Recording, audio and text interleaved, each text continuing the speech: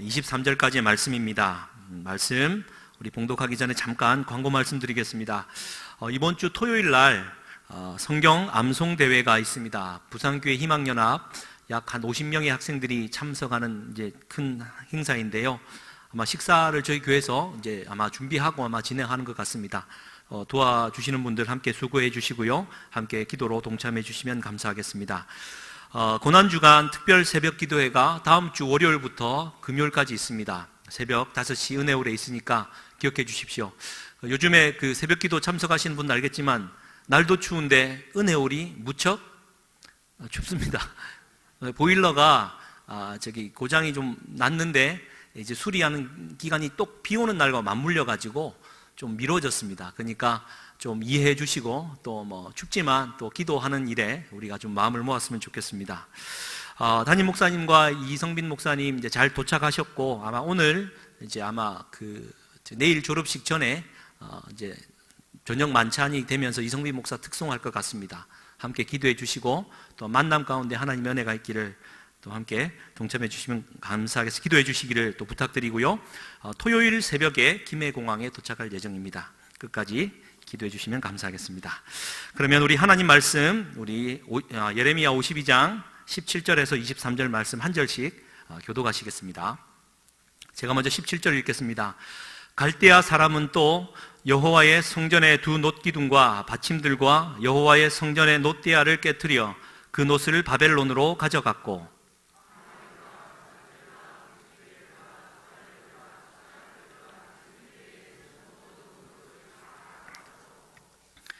사령관은 잔들과 화로들과 주발들과 솥들과 촛대들과 숟가락들과 바리들 곧 금으로 만든 물건에 금과 은으로 만든 물건의 은을 다 가져갔더라.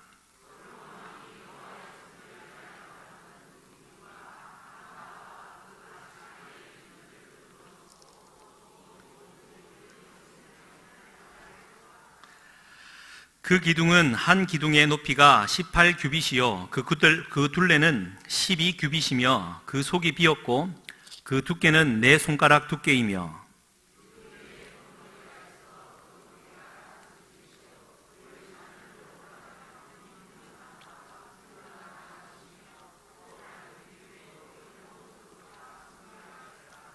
함께 읽겠습니다. 그 사면에 있는 성류는 96개요 그 기둥에 둘린 그물 위에 있는 성류는 도합이 100개이었더라. 아멘. 오늘 말씀을 가지고 갈대아 사람은 또 라는 제목으로 하나님 은혜 나누기를 원합니다. 우리 자분들과 함께 인사 나누기 원합니다. 사랑합니다. 축복합니다. 네, 사랑합니다. 축복합니다. 이런 천국 방언만이 좀 울려 퍼지면 좋겠습니다. 할렐루야. 오늘 설교를 시작하면 상당히 제가 마음이 풀리고 또 입도 좀 풀릴 거라 생각을 했는데 왜냐하면 우리 목사님이 안 계시니까 여러분들도 그런 생각을 하리라 생각합니다. 사실 부교육자들은 또 그렇습니다.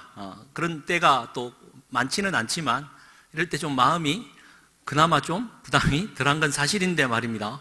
근데 오늘 자꾸 바람이 꼬이고 이게 말이 이상하게 흘러가는 이유는 잘 모르겠습니다. 어쨌든 좀 할렐루야. 예, 오늘 말씀 함께 나누기 원합니다. 우리 자녀를 기를 때 계속해서 이제 말을 안 듣는 자녀에게 너 또 그러냐라고 우리는 다그치기도 하죠. 너 또 그런다.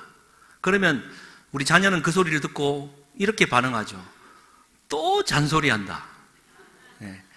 그러니까 뭔가 이제 말이나 행동에 있어서 실수에 대해서 이제 비아냥거리는 말투를 쓸 때 우리는 또라는 말을 쓰지요. 그래서 또라는 말을 쓰면 뭔가 그 안에 감정이 좀 많이 담겨 있는 것 같습니다. 아무리 신선해도 또 들으면 지루해지지요. 아무리 좋은 영화 다시 보는 거 쉽지 않고 아무리 좋은 설교 또 듣는 것도 만만치 않습니다. 그래서 엄마의 잔소리는 자녀들에게 오늘도 또 잔소리한다로 밖에 들리지 않습니다. 그런데 그 잔소리가 잔소리로 안 들리고 뭔가 다르게 들릴 때 자녀는 철이 들기 시작하죠. 그리고는 그 잔소리가 그리워질 때쯤이면 효를 하고 싶은데 이미 때는 늦으리. 그런 것 같습니다. 저희 어머니가 늘 하는 얘기는 레파토리가 딱 있습니다. 몰랐는데 뵈러 가면 늘 하는 얘기는 똑같은 패턴입니다. 한때는 저 얘기 언제 또 들으나, 또 기승전결을 다 아니까. 근데 어느 순간인가 어머니가 하는 그 얘기에 어머니의 목소리는 오간되었고 어머니의 입만 보일 때가 있었습니다. 이미 내용은 내가 다 아니까. 근데 그 엄마의 입만 보일 때 그것은 잔소리가 아니라 내가 언제 저 얘기를 또 들을 수 있을까라는, 그러니까 아련해지는 그런 마음이 좀 들었습니다. 사실은 이렇게 말씀을 드리는 거는 또 어머니가 또 요번에 한번 수술하셔가지고 고장을 많이 나서 늘 또 아들로서 늘 또 신방 다니면 효도하는 거는 전부 딸이더라고요. 그래서 또 아들만 둘인데 또 그런 마음도 좀 들고, 아들로서 효도하지 못하고 엄마가 늘 그러했던 것에 대해서 그냥 잔소리로 당연한 것으로 여겼던 것에 대해서 죄책감과 반성을 많이 하기도 합니다. 여하튼 말이 또 반복되어진다라는 것은 여간 실증나는 일이 아니죠. 성경도 마찬가지입니다. 성경도 자세히 이제 통독을 하다 보면은 했던 얘기가 또 반복될 때가 있고 똑같은 이야기가 그대로 옮겨질 때가 있습니다. 예를 들면 이사야 36장부터 39장 이 4장은 열왕기하 18장에서 20장 말씀을 그대로 갖다 옮겨 놓은 이야기입니다. 통독을 하다 보면 성경이 이렇게 제한되어 있는데 하나님, 좋은 얘기도 많고 우리가 들어야 될 얘기도 많은데 새로운 얘기를 좀 해주시면 좋겠는데, 아니 왜 이 공간도 아까운 이거를 똑같은 얘기를 이사야에 또 갖다 붙여 놓았습니까? 라는 질문을 할 때가 있습니다. 그렇지 않습니까? 그 이야기의 핵심은 히스기야 왕 이야기죠. 북이스라엘을 한 번에 무너뜨린 그 아수르 제국이 이제는 그 위세를 자랑하면서 남유다 히스기야 왕이 통치하는데 침범을 합니다. 그래서 하나님을 희롱하면서 히스기야 왕에게 전쟁을 걸어오는 편지를 보내죠. 그때 이 편지를 들고 히스기야 왕은 여호와 하나님 앞에 나아가 편지를 두고 하나님 앞에 기도하지요. 열왕기하 18장에 나오는 히스기야의 기도 내용은 참 다시 한번 볼만합니다. 여호와여, 그들의 손에서 우리를 구하소서. 그랬더니 하나님의 사자가 나타나서 18만 5천 명을 한순간에 다 이기게 만드셨다라는 전쟁의 승리의 소식. 그리고 히스기야가 병이 들었더니 하나님 앞에 면벽 기도를 하죠. 벽에 이제 얼굴을 탁 대고 기도합니다. 그랬더니 이사야에게 응답이 왔고 이사야가 무화과 반죽을 상처에 발랐더니 하나님께서 해를 뒤로 돌리시는 기적과 함께 15년의 생명을 연장받게 됩니다. 그리고는 이제 떠오르는 바벨론의 무리가 히스기야 왕을 왔고 그들에게 왕궁에 있는 곡간을 보여주는 실수를 하고 히스기야는 죽게 된다. 그런 얘기입니다. 왜 그 이야기를 한 번만 해도 될 이야기를 똑같이 떼어가지고 열왕기하에도 이사야에도 기록을 해놓은 것입니까? 우리가 지금 잠깐 살펴보았듯이 그 중요한 시기에 히스기야 왕이 했던 모든 이야기는 역사가 되어서 우리가 꼭 다시 한번 되새겨야 하기 때문에 그렇게 갖다 놓은 것 아니겠습니까? 할렐루야. 한 번도 이런 생각을 안 해보셨습니까? 고개를 끄덕이시는 분이 계신데 예레미야 52장, 우리 지난주에 살폈듯이요, 예레미야 51장 64절에 제일 마지막 부분이 예레미야의 말이 이에 끝나니라 라고 끝이 납니다. 그런데 예레미야 52장 내용이 나중에 갖다 붙은 거예요. 그런데 또 찾아보면 이 이야기는 열왕기하 25장 내용을 그대로 갖고 와서 붙여 놓았다라는 것입니다. 아니, 이 아까운 이 지면을 왜 그렇게 갖다 놓았을까요? 우리는 여기에서 오늘 말씀의 첫 질문을 던지게 되어집니다. 그렇다면 예레미야서는 누가 기록한 줄 아시죠? 누가 기록했습니까? 예레미야가 기록한 거 아닙니다. 예레미야의 말을 듣고 바룩 선지자가 기록을 했습니다. 할렐루야. 우리 그런 거는 안 해야 됩니다. 할렐루야. 예레미야가 막 삶으로 막 살아내서 던지는 말을 바룩이 다 적어서 이렇게 잘 이제 51장까지 완성이 되었다라고 보는 겁니다. 그러면 누군가가 이 예레미야서를 쫙 읽고 누군가가 이 52장을 갖다 붙여 놓은 거예요. 성령께서는 그것마저도 예레미야서로 인정해 주신 것입니다. 그러면 우리는 질문을 던질 수 있습니다. 그 무명의 그 역사가, 그 사람이 예레미야서를 읽고 이 말을 갖다 붙이면서 가졌던 마음은 무엇일까? 왜 이 똑같은 이야기를 여기다 예레미야의 결론 부분에 갖다 놓았을까? 질문할 수 있지 않겠습니까? 거기에 대한 답이 오늘의 말씀의 핵심입니다. 예레미야서는 여러분 지난번에 살펴보았듯이요, 핵심을 이루는 두 가지 가치가 있습니다. 첫 번째가 다윗의 언약입니다. 다윗의 언약. 두 번째가 성전 신학이고요. 첫 번째가 다윗의 언약인데, 이 다윗의 언약은 사무엘하 7장 우리 11절에서 17절까지 잘 나와 있는데요.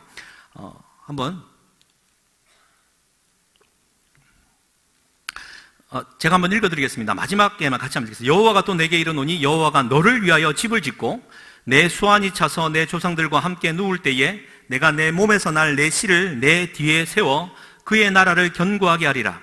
그는 내 이름을 위하여 집을 건축할 것이요 나는 그의 나라 왕위를 영원히 견고하게 하리라. 지금 다윗에 가는 얘기고 솔로몬 이야기죠. 14절 나는 그에게 아버지가 되고 그는 내게 아들이 되리니 그가 만일 죄를 범하면 내가 사람의 매와 인생의 채찍으로 징계하려니와 내가 내 앞에서 물러나게 한 사울에게서 내 은총을 빼앗은 것처럼 그에게서 빼앗지는 아니하리라. 16절 17절 같이 한번 읽겠습니다. 시작. 내 집과 내 나라가 내 앞에서 영원히 보존되고 내 왕위가 영원히 견고하리라 하셨다 하라. 나단이 이 모든 말씀과 이 모든 계시대로 다윗에게 말하니라. 아멘. 보십시오. 지금 다윗에게 하나님이 약속을 주시는데 이것은 언약입니다. 다윗, 너의 삶과 모든 것을 통해서 너에게 약속을 주는데 네의 아들 솔로몬부터 시작해서 네 밑으로 나는 모든 아이들은, 수손들은 왕이 될 것이다. 영원히. 이스라엘 백성들 속에서는요, 이 적통성에 대한 이 마음이 절실했었습니다. 그러니까 이제 솔로몬 때의 르호보암과 여로보암의 남유다하고 북이스라엘이 나뉘지 않습니까? 남유다는 솔로몬의 아들인 르호보암이 이제 계속 왕위를 이어갔고, 북이스라엘은 이게 이제 아무것도 아닌 거죠. 혈통이 없는 겁니다. 여로보암. 거기는 이제 제쳐 놓은 것이죠. 그래서 이 남유다는 다윗의 후손이다라는 이 사실이 너무나도 귀했고, 이 다윗의 후손에서 왕이 끊어진다라는 이 사실은 한순간도 생각해 볼 수 없는 것이었죠. 그런데 시드기야를 끝으로 다윗의 왕조의 씨가 마른 겁니다. 성경 이야기니까 그냥 들리시죠? 끊어질 수도 없는 하나님의 약속이 있는 다윗의 후손의 왕손들이요, 끊어진 겁니다. 하나님이 죽은 겁니다. 천지가 개벽될 일이죠. 뿐만 아니라 두 번째 기둥은 성전 신학입니다. 예루살렘 성전, 솔로몬 성전이죠. 이 당시에 솔로몬 성전, 얼마나 그 당시에 위용차게 하나님의 임재가 가득한 그곳으로 잘 지어졌습니까? 그래, 저 성전만 바라보면 세상의 어떠한 민족도 저 성전 앞에 굴복할 것이고, 여호와 하나님만이 저기에 계신데 우리는 끄떡없다. 그러니 다니엘과 에스겔도 이제 포로로 끌려갔지만 다니엘은 성전을 향하여 창문을 열고 기도하지 않습니까? 그러니까 이스라엘 백성들의 그 신앙은요, 성전 중심으로 예루살렘 성전이 무너진다라는 이 생각은요, 아예 그들의 생각 속에는 없었던 것입니다. 그런데 바벨론에 의해서 예루살렘 성전이 무너진 것입니다. 그들이 믿고 있었던 다윗의 후손이 씨가 마르고 철옹성같이 굳건하게 있을 것만 같았던 예루살렘 성전이 회파된 겁니다. 기반이 다 무너져 버린 것이죠. 아무런 살 의지가, 희망도 없는 상황이 되어버렸다라는 것이죠. 그런데 사랑하는 우리 해운대 매일교회 성도님들, 성경을 통독하시면서 공부하기를 힘쓰는 사랑하는 성도님들, 할렐루야, 할렐루야. 우리는 알죠. 왕같은 제사장으로 우리를 부르셨던 하나님께서 우리에게 말씀해 주십니다. 야, 왕? 다윗의 혈통? 왕은 혈통으로나 육정으로 나는 게 아니지. 하나님은 약속의 자손 아브라함의 자손을 돌들로도 만들 수 있는 분이다. 우리 주님의 말씀입니다. 왕같은 제사장으로 만들었다. 이것은 보이는 혈통의 육적인 문제가 아니라 영적인 문제다라는 사실을 우리는 신약 시대를 살기 때문에 너무나도 잘 알고 있습니다. 그리고 우리 주님이 예루살렘 성전을 바라보며 눈물을 흘리지 않습니까? 왜요?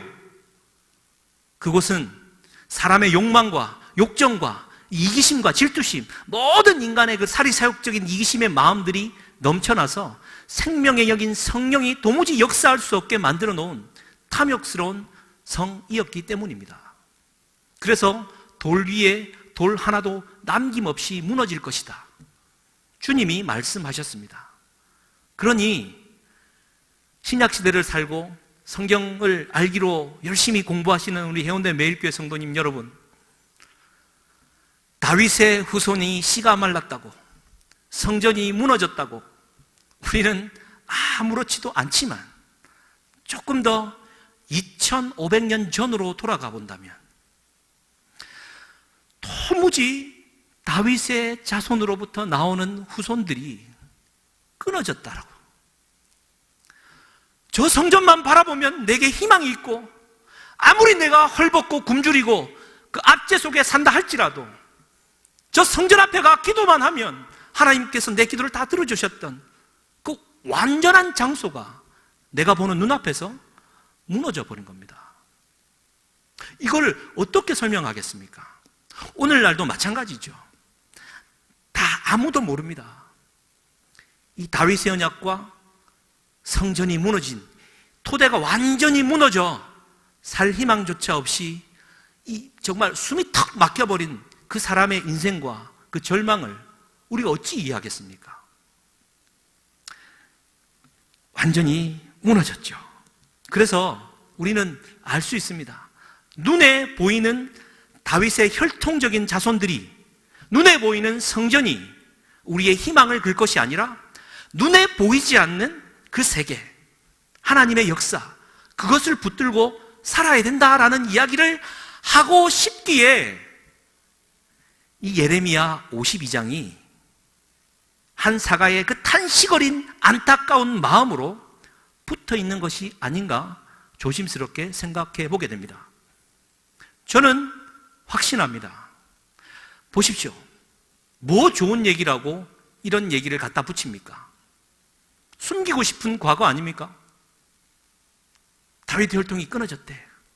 성전 저거 지금 있는 거 다 무너지고 세 번째 지어졌대. 그냥 숨기고 싶은 과거 아닙니까? 그냥 묻어두고 싶은 과거.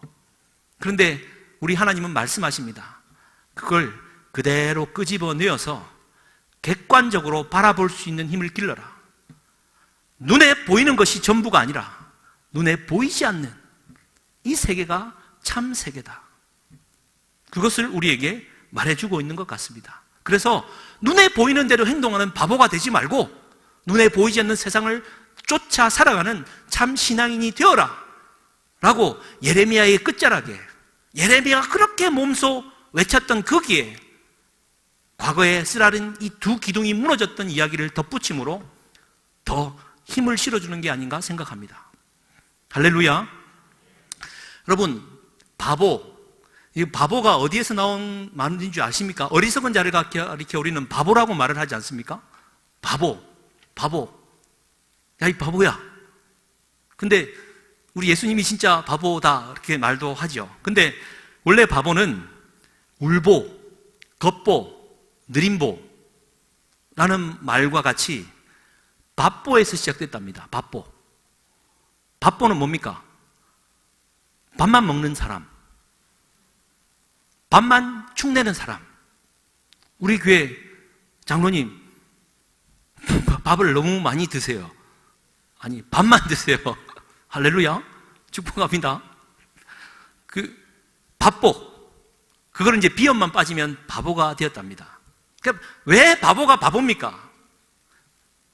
자기 배만, 그러니까 눈에 보이는 쌀로 밥만 축내는, 밥으로만 내 배를 채우는 사람을 가리켜 바보라고 말하는 것 아닙니까? 그러니까 어리석은 바보는요, 내 눈앞에 보이는 것으로 말미암아 내 육적인 것들을 채우는 자가 진짜 바보이죠.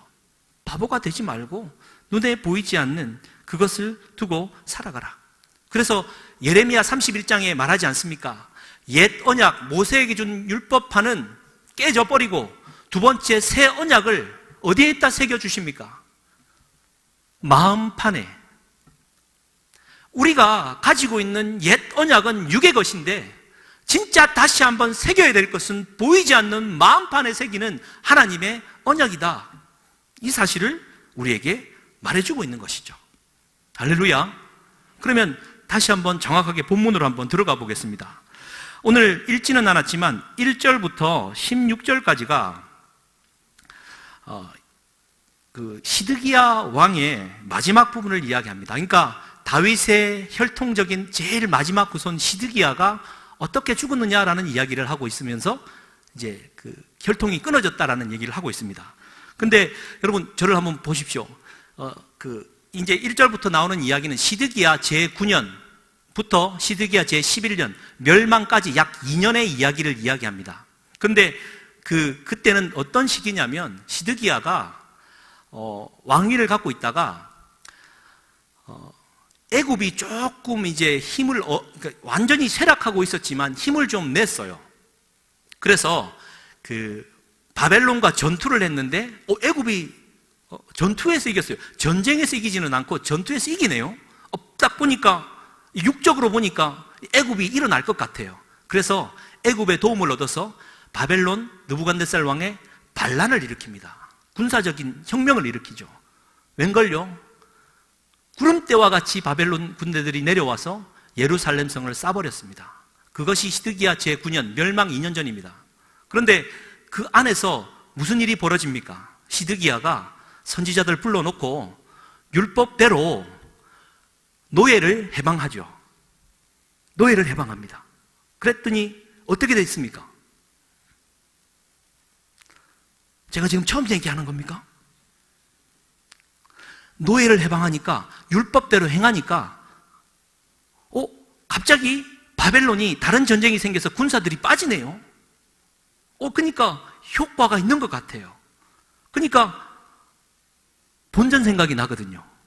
내 일꾼들, 내 노동력인데 내가 이렇게 가만히 놔둬도 빠질 군사를 내가 실수했구나 해서 다시 노예로 삼습니다.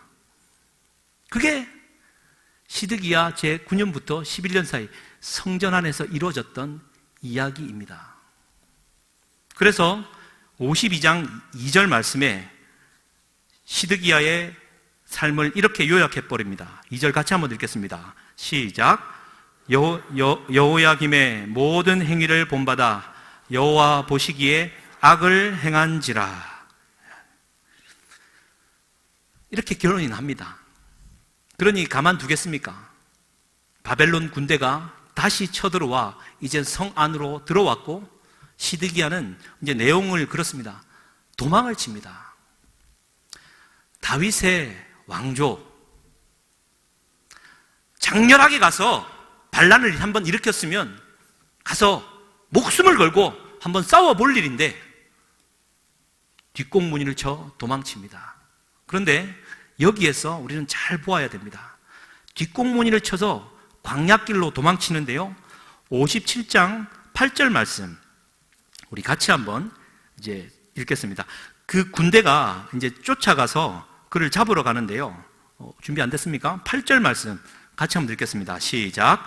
갈대아 군대가 그 왕을 뒤쫓아가서 여리고 평지에서 시드기야를 따라잡음에 왕의 모든 군대가 그를 떠나 흩어진지라.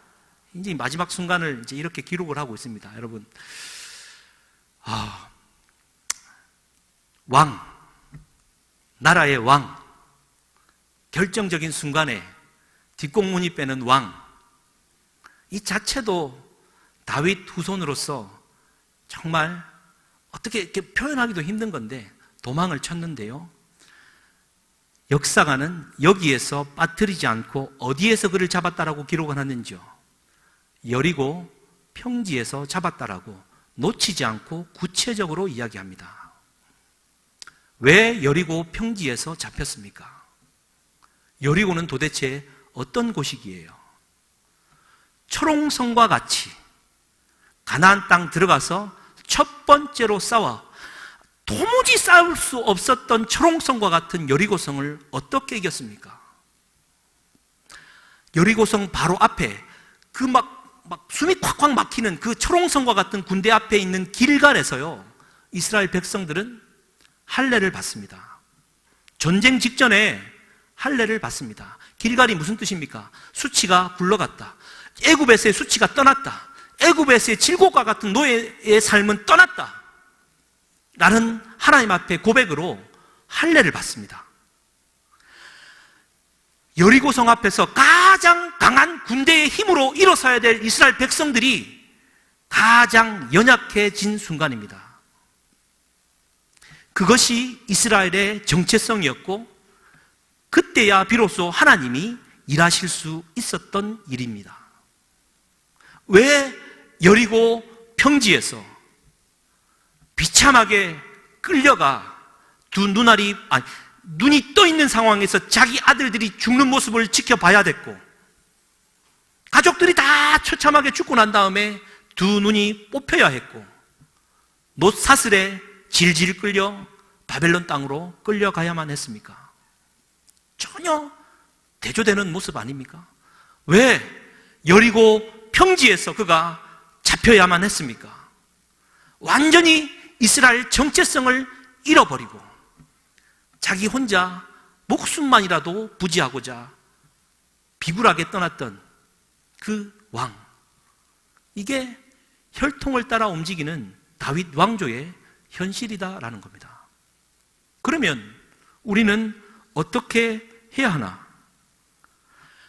예레미야의 막 피눈물 나는, 정말 시궁창에 들어가고 위협 목숨도 여러 번 죽을 뻔했던 그 고난 속에서 몸으로 살아내며 몸말 말몸 이렇게 외쳐냈던 예레미야의 삶을 보면서 우리가 마지막으로 되새겨야 될 일은, 눈에 보이는 다윗의 혈통을 따라 살아가고 있는 너네들의 실존이 그렇다, 아니 우리들의 실존이 그렇다, 그러한 일에 직면할 때 당신은 시드기야와 같은 결정을 하지 않겠느냐? 아니, 우리는 시드기야와 같은 결정을 하지 말고 눈에 보이지 않는 여호와 하나님 앞에 우리의 몸과 마음을 다 바쳐서 끝까지 그 영적인 일에 마음을 두자. 육적인 일에 마음을 두는 바보가 되지 말자. 막 그런 얘기를 우리에게 들려주는 것 아니겠습니까? 할렐루야. 그리고 두 번째가 성전 이야기인데요. 17절부터 23절까지 오늘 읽었던 본문입니다. 이게 이제 갈대아 사람은 또라는 말로 시작을 하죠. 그러니까 갈대아 사람들이 이제 많은 지나친 일들을 좀 했다라는 뉘앙스가 좀 담겨 있는 것 같습니다. 근데 이제 17절부터 읽었던 말씀을 이제 보시면 성전에 대해서 아주 좀 구체적으로 이야기를 합니다. 좀 지나치다 싶을 정도로 자세하게 설명합니다. 그러면 이 말씀을 좀 읽으면서 어떤 마음이 좀 들었는지요?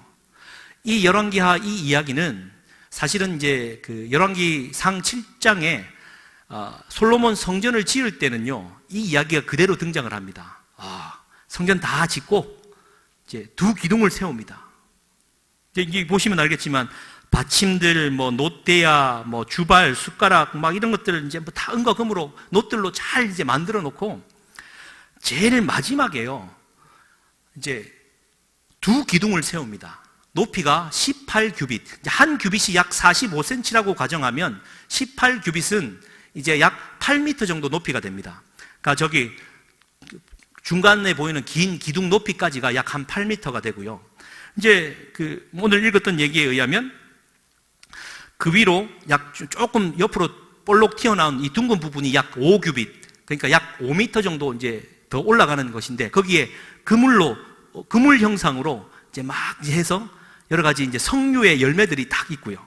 그 위에 이제 4규빗, 약 한 1.8m 정도 되는 높이로 백합화 모양으로 이렇게 쫙 올려져 있습니다. 여러분, 저게 다 무너졌다라는 거 아닙니까? 지금 저거 없어요. 저거 없는데 지금 저걸 저렇게 자세하게 지금 이 말씀에서 기록을 하고 있습니다. 여러분, 이게 좀 이해가 되십니까? 아니, 이제 저렇게 구성되어 있거든요. 성전이 있으면 성전 입구에 딱 들어가면 좌와 우로 저 기둥이 저렇게 딱 서 있는 겁니다. 얼마나 가슴 뿌듯했겠습니까?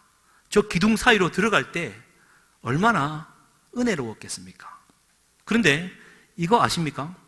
성전을 다 지어놓고 저 두 기둥을 제일 마지막으로 세우고 모든 성전 건축이 끝나니라 기록을 했습니다.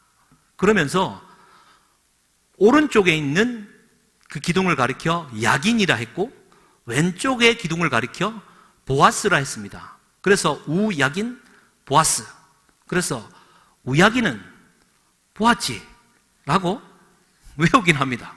우야긴 보았지, 보아스. 근데 야긴이라는 이름의 뜻은요, 그분이 세우신다, 그분만이 이 성전을 세우신다라는 뜻이었고, 보아스, 그분에게만 능력이 있다 말하는 겁니다. 그러니까 저 성전을 향하여 들어올 때 우야긴, 좌보아스, 이 이야기, 하나님이 세우시고 하나님께만 능력이 있지라는 이 신앙 고백과 함께 들어오고 나가는 상징물 아니겠습니까? 저걸 어떠한 것으로 꾸몄는지가 뭐가 그리 중요하겠습니까? 지금 이 사가는요, 그때 그 휘황찬란했던 석류 송이가 양쪽에 100개씩이었고, 아름다운 백합화가 이렇게 막 길어져 있고, 그 높이만 해도 약 한 13m 이상 되는 그 높이, 아니지, 18m, 25m 되는 이 높이 가운데 이 거대한 위용 앞에 하나님께만 경배했던 그 순간이 아련하게 다 멀어졌다라는 것을 대비시켜주는 가슴 아픈 묘사 아니겠습니까?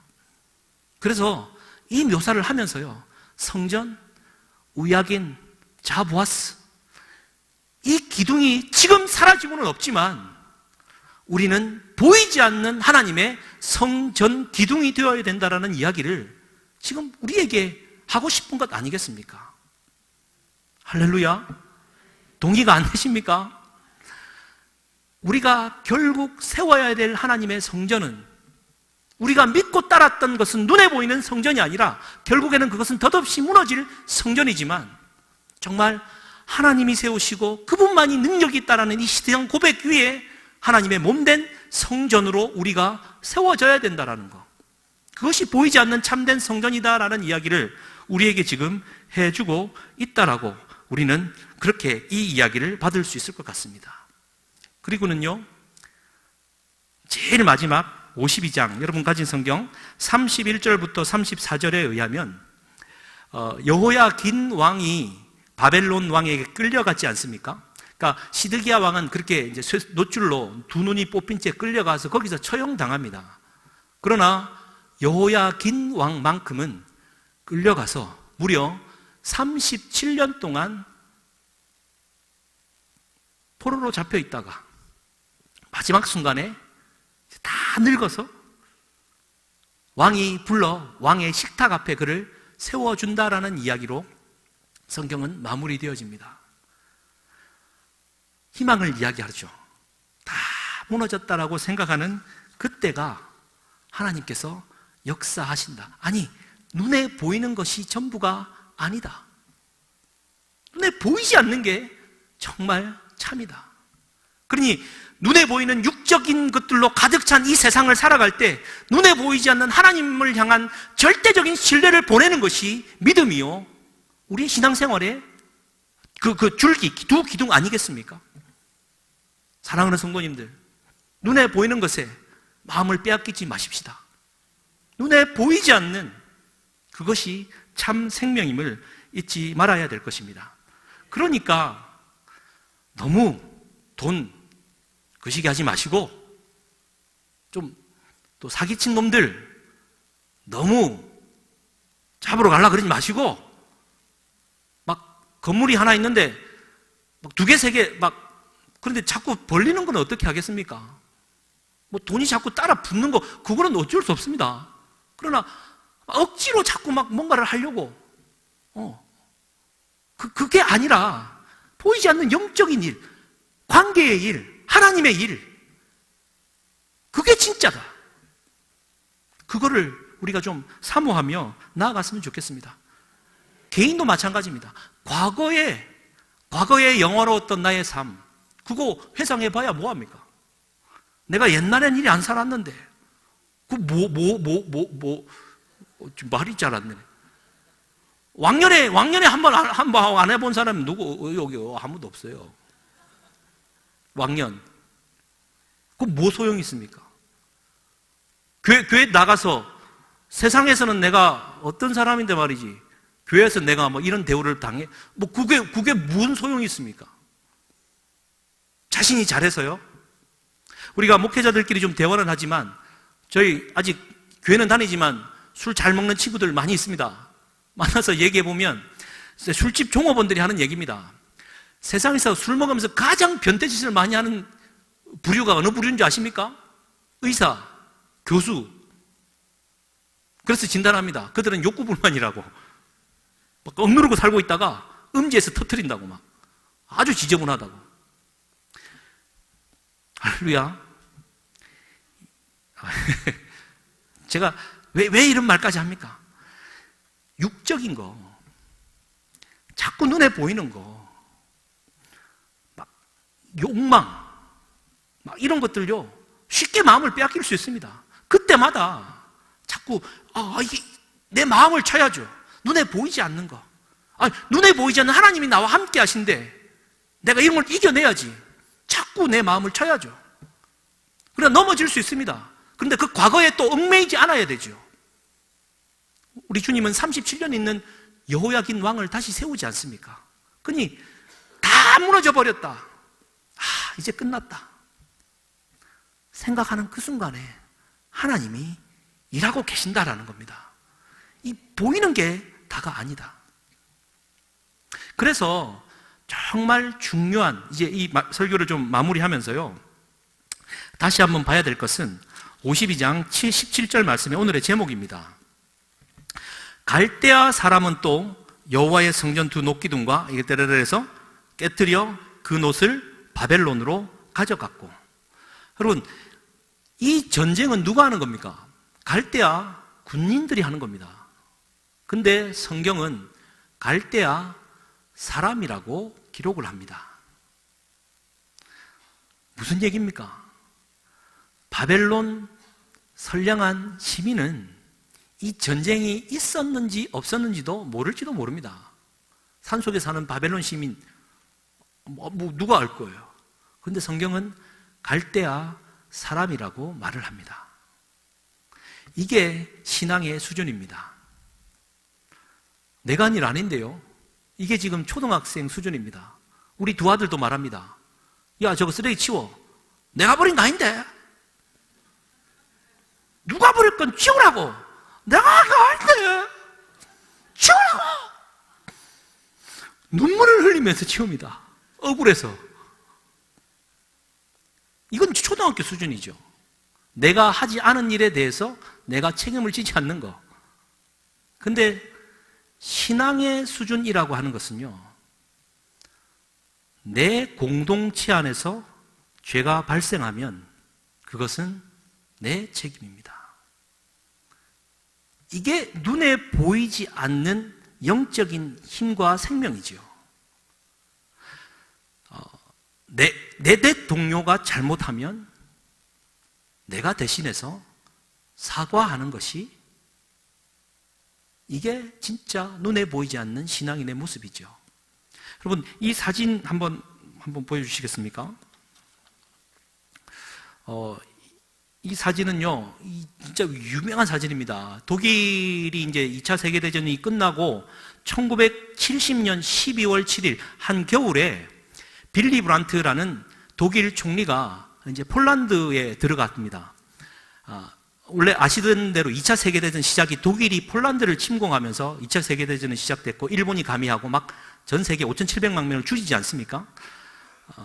근데 저 앞은 폴란드에 들어가서 무고한 유대인 40만 명에 대한 위령비를 세워놨는데, 갑자기 어느 날 아침에 이 빌리 브란트가 이제 사람들과 함께 지나가다가 저 위령비 앞에 가서 갑작스럽게 저기 앞에 무릎을 꿇고 사죄를 합니다.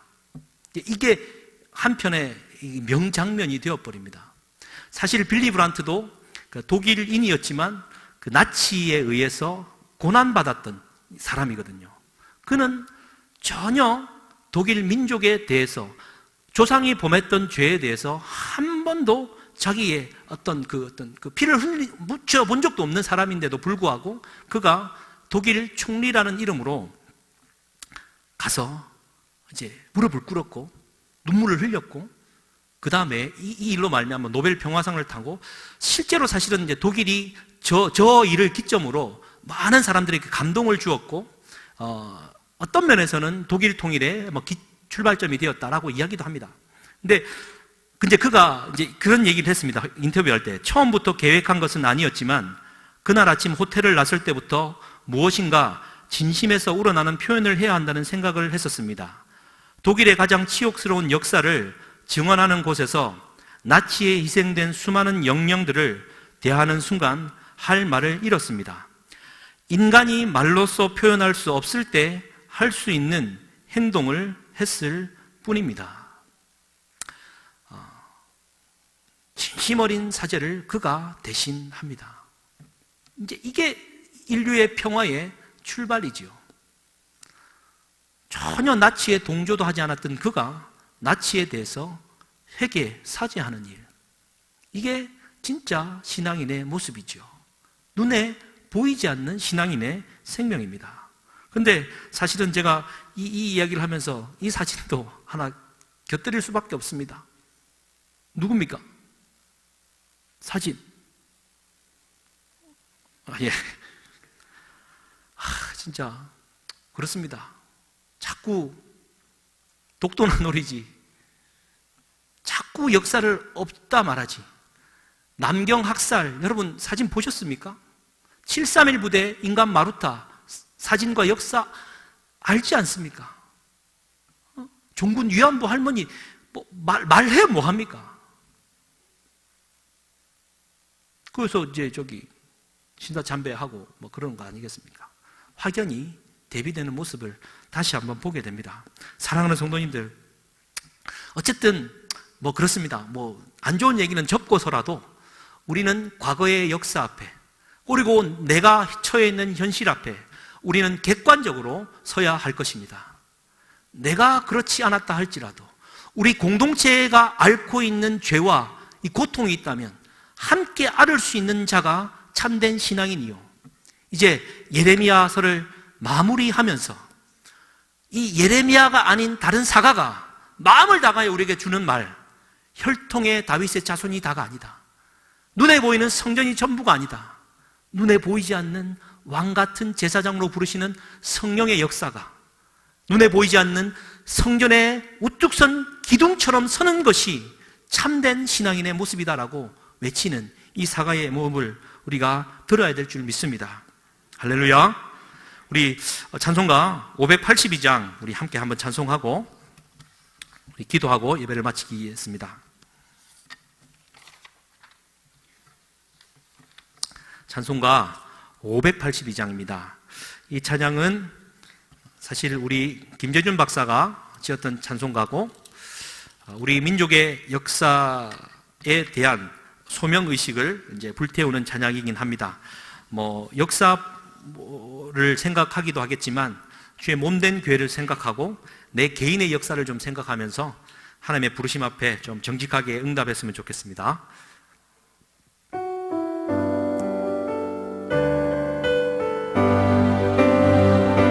어두운 밤 마음에 잠겨 역사의 어둠 짙었을 때에 계명성 동쪽에 밝아 이 나라 여명이 왔다.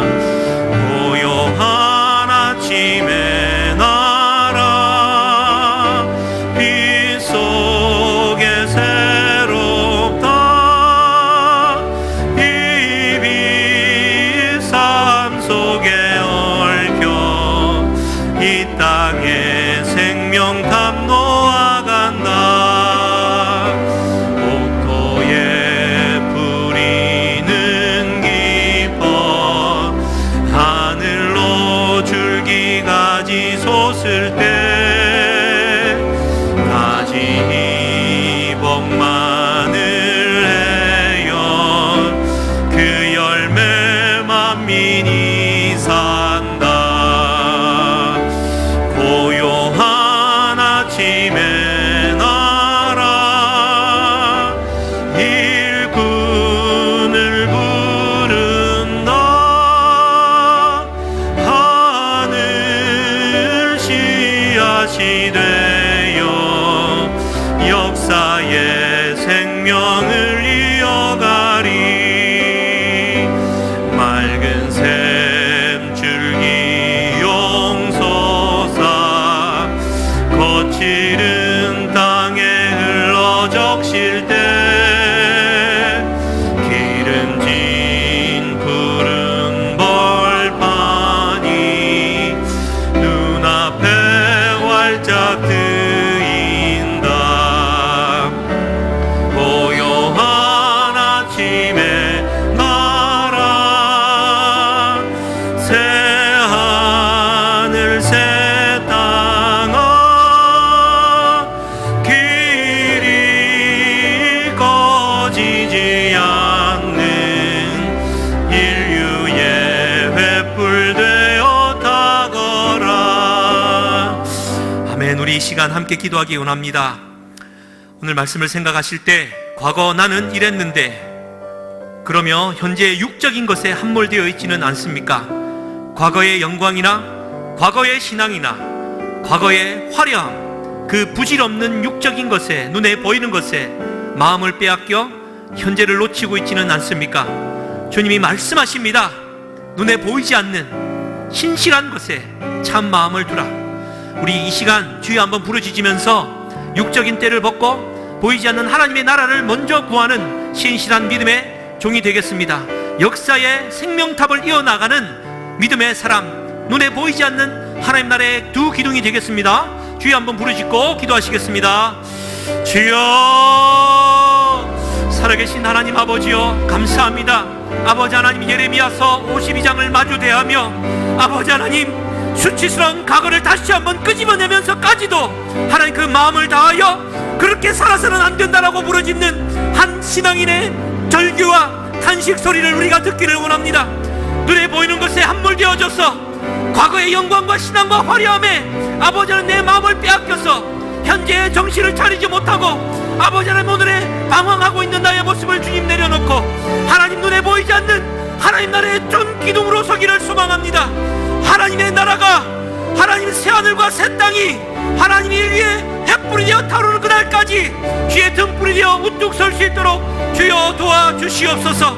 하나님 육의 것에 사로잡혔던 나의 욕망의 것들을 십자가의 보혈 앞에 내려놓사오니 주여 2018년도 3월에 사순절 기간을 보내면서 주의 몸된 교회가 이렇게 든든히 세워지게 하시니 감사합니다. 주의 몸된 성전 보일러가 고장나고 여러 많은 것들이 하나님 노후되어져서 많은 불편함들이 있지만 하나님 아버지여 육의 것이 전부가 아니라 눈에 보이지 않는 하나님의 성전들이 되어져 가게 하여 주시옵소서. 육의 것들을 제하고 눈에 보이지 않는 하나님 나라의 야긴과 보아스들이 되게 하여 주시옵소서. 주의 기둥이 되기를 소망합니다.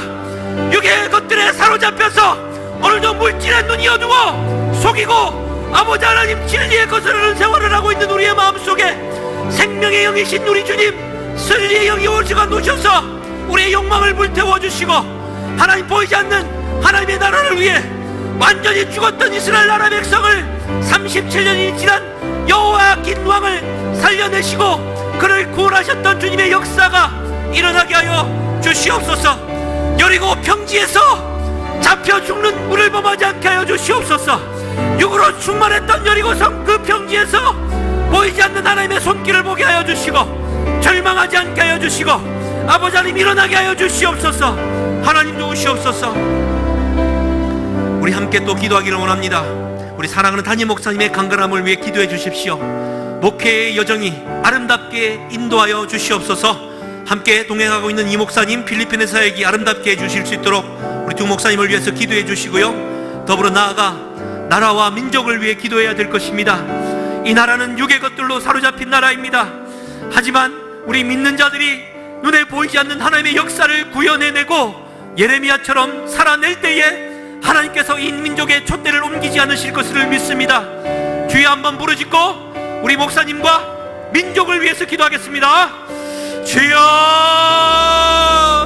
살아계신 하나님 아버지여 감사합니다. 하나님의 영광이 하나님의 능력과 지혜가 강건함이 우리 사랑하는 담임 목사님에게 임하게 하여 주시옵소서.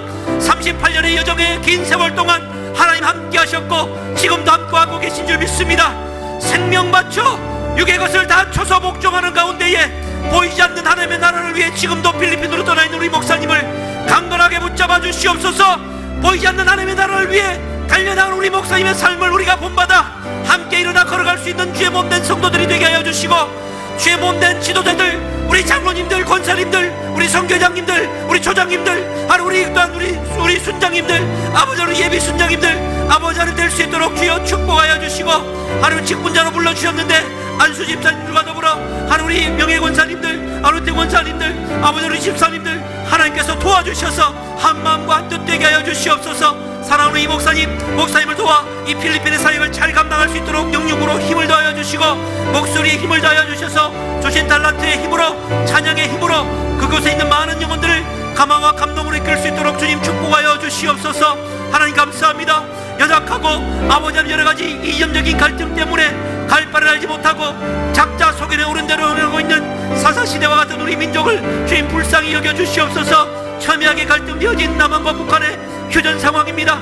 아버지 하나님 이 상황이 정체적으로 오도되지 않도록 주여 도와주시옵소서. 하나님만이 분절된 이 눈에 보이는 이 분단된 조국에 참 진리가 임하셔야지만 눈에 보이지 않는 분단을 주님께서 함께 연합할 수 있고 참된 통일을 이루어 주실 줄 믿습니다. 아버지 하나님께서 함께하여 주시고 참 신앙인답게 아버지 하나님 공동의 책임과 연대의식을 가지고 주의 몸된 교회를 이루어 나가게 하여 주시옵소서.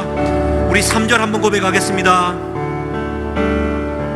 인생 줄기 용소산 거칠은 땅에 흘러 적실 때 기름진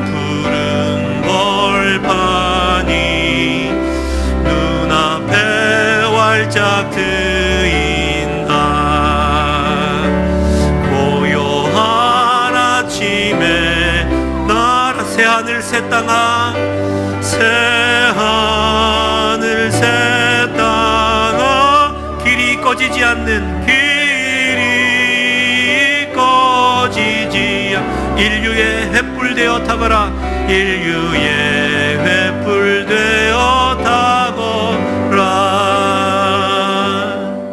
살아계신 하나님 아버지 감사합니다. 참 비가 많이 오는 참 반가운 빗소리에 하나님 우리는 또한 감사의 마음을 갖지만 또 비로 말미암아 고통 중에 있고 바람으로 말미암아 고통 중에 있는 이웃들을 생각하는 하나님 이 봄이 되기를 소망합니다. 모두가 함께 더불어 살아나는 이 봄을 맞게 하여 주시옵소서. 우리를 위하여 십자가를 지신 사순절의 기간을 보내고 있습니다.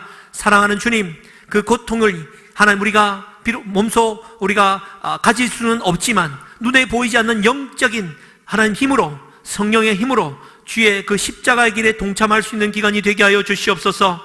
마음을 다하여 기도한 신실한 믿음의 종들의 기도를 주님 받아으셔서 하늘 문을 여시고 그대로 다 이루어 주시옵소서.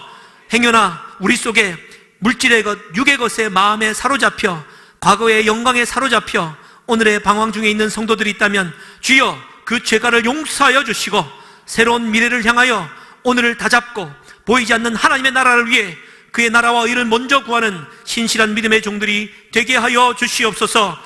우리 수고하고 계신 사랑하는 담임 목사님과 우리 성민 목사님 하나님 늘 성령의 은혜로 덧입혀 주셔서 돌아오는 발걸음까지 안전하게 지키시고 보호하여 주시며 인도하여 주셔서 우리 교회가 나아가야 될 새로운 지평이 열려지는 아름다운 발걸음이 되도록 축복하여 주시옵소서. 함께 하신 주님을 찬양하며 예수님의 이름으로 기도드리옵나이다. 아멘. 잠깐만 우리 헌금 기도하고 우리 사도신경 주기도문으로 예배를 마치겠습니다. 하나님 감사합니다. 오늘도 11조의 헌금으로 감사의 예물로 또한 선교 헌금으로 하나님 앞에 드린 손길이 있습니다. 하나님께서 복을 더하여 주셔서 드리고자 하는 그 마음을 주님 위로하여 주시고 삶의 물질로 말미암아 어려움 당하지 않도록 아버지 하는 7배나 더한 복들로 채워주시고 그 가정 안에 성령의 역사로 말미암아 기도가 응답받는 역사가 있게 하여 주셔서 가정의 평안의 복으로 화답하여 주시옵소서. 감사드리며 예수님의 이름으로 기도드립니다. 아멘. 하늘에 계신 우리 아버지여 이름이 거룩히 여김을 받으시오며 나라에 임하옵시며 뜻이 하늘에서 이루어진 것 같이 땅에서도 이루어지이다. 오늘날 우리에게 일용할 양식을 주옵시고 우리가 우리에게 죄 지은 자를 사하여 준 것 같이 우리의 죄를 사하여 주옵시고 우리를 시험에 들게 하지 마옵시고 다만 악에서 구하옵소서. 대개의 나라와 권세와 영광이 아버지께 영원히 있사옵나이다. 아멘. 우리 주여 삼창하시고 자유롭게 기도하시다가 돌아가시겠습니다. 주여 주여 주여. 하나님 아버지여 감사합니다. 하나님 오늘도 주의 전에 나와서 기도하고 예배드리며